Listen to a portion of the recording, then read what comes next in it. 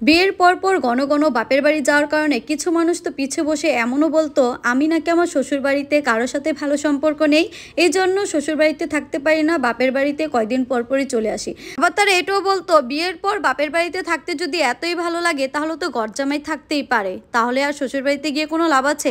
আসলে এই কুরুচিপূর্ণ কিছু মানুষ আছে সমাজে যারা পিছনে বসে এসব কথাগুলো আলোচনা করে।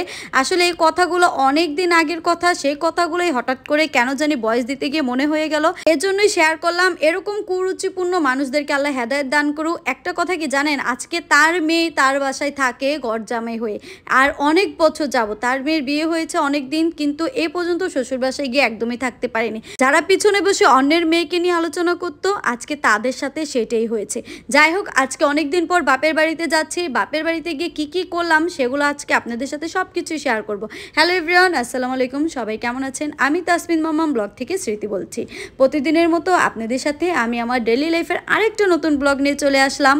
আজকে তো অনেক দিন পর বাপের বাড়িতে যাচ্ছি, তো এজন্য তো মনটা অনেক খুশি ছিল। আর বাসার থেকে বের হয়ে দেখতে পারি বাড়ির সামনে গাছ বিক্রি করছে, তো এদিক থেকে আপনাদের ভাই আমাদের জন্য একটা পেয়ারা গাছও কিনে, আর এদিকে কিন্তু আমার ভাসুরও অনেকগুলা গাছ কিনেছিল।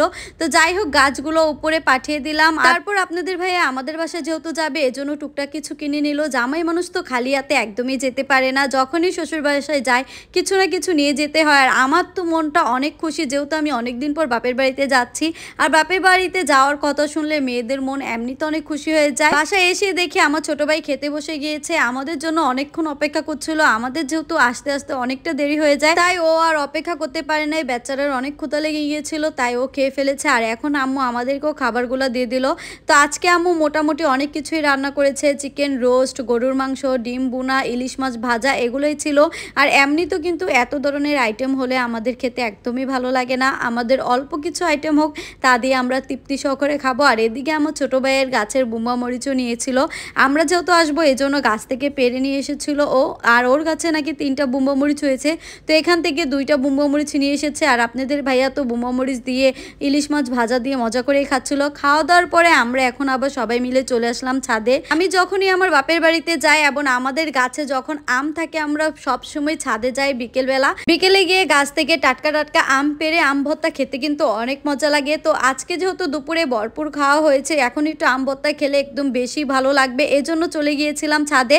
আর ছাদে আসার পর আমার ছোট ভাই দেখাচ্ছিল যে একটা মরিচে রেখেছিলাম, এই মরিচটা একটু কাঁচা ছিল এ কারণে আর পারি নাই। এখন যেহেতু আম ভর্তা খাবে আর মরিচটা পেরে ফেলবো আর আম ভর্তাতে দিয়ে দিব। আর আমি বলছিলাম এত জাল আম ভর্তা খাওয়া যাবে নাকি, তো আমার ছোট ভাই এখানে কয়েকটা আম পাড়ছিল, সাথে কিন্তু আমিও আম পাড়ছিলাম। যেহেতু আমরা আম ভর্তা খাবো তো আমাদের তো অনেকটা আমই লাগবে, তো এখানে সবাই মিলে আম পাড়ছিলাম আর অনেক মজা করছিলাম।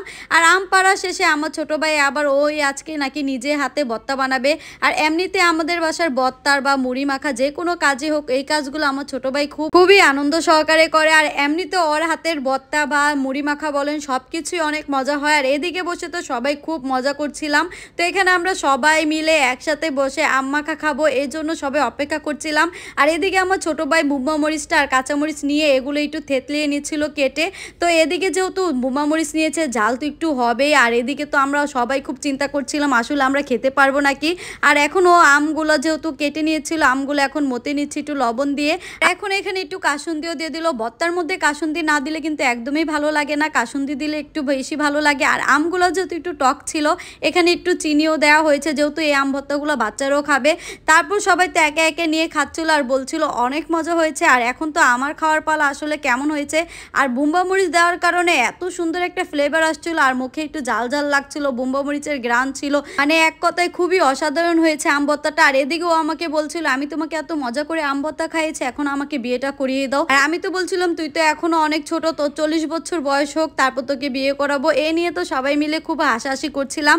আর এদিকে সবাই মিলে আম ভর্তা তো মজা করেই খাচ্ছিলাম। আর এর মধ্যে এতটা পরিমাণ ঝাল ছিল, মানে আর যে একটু খাবো সেই অবস্থা কারোরই ছিল না, জালে সবার চেহারা একদম লাল হয়ে গিয়েছে।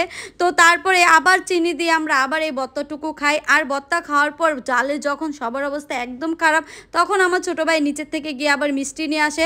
আর এখন সবাই মিলে একসাথে বসে আবার মিষ্টি খাচ্ছিলাম। মিষ্টি খাওয়ার পর কিন্তু জালটা মোটামুটি একটু কমেছে। এদিকে আমার তাসনুর বুড়িও মিষ্টি খাচ্ছিল।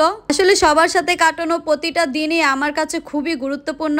আমার পরিবারের জন্য সবাই দোয়া করবেন। আজকের মতো ভিডিওটা এখানেই শেষ করছি। সবাই ভালো থাকবেন। আল্লাহ হাফেজ।